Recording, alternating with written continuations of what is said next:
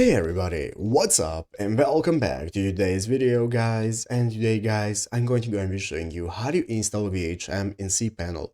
This is a very simple thing to do, so make sure to watch this quick and easy video till the very end and follow my steps correctly so you can make sure that this works the same for you and you can do this yourself.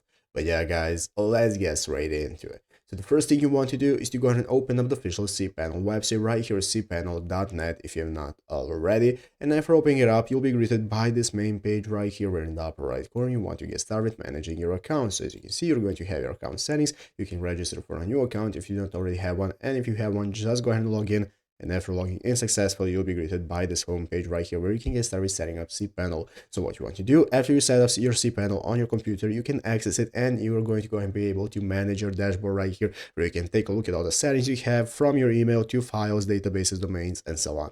So let's go ahead and take a look at how we can get started with installing WHM on cPanel. Basically, what we're going to follow is this article right here. So you can see you have your official article on the cPanel website showing us how to go ahead and transfer WHM to website and how to prepare WHM and get started with it. Basically, you're going to go ahead and need a license for cPanel and WHM, as you can see right here, and then we can go ahead and follow the steps. So to use the WHM, you're going to go ahead and access this URL right here with your IP address. So what you want to do is open up this article for yourself so you can take a look at all the steps one by one. Basically, after you open up the URL, you're going to enter in the root username and password to log into your WHM and log in successfully. So once you have logged in, you can get started. You'll be able to set your host name that you want to use. You can confirm your DNS resolvers and everything that you need to get started setting it up and adding it to your website. So you want to follow all the steps right here. So you can go ahead and input it to your website and you'll be able to manage all the settings right here from your database and your dashboard in cPanel to manage any settings you need. So I hope this video was helpful. If it was, make sure to leave a like, subscribe to the channel. So thanks for watching.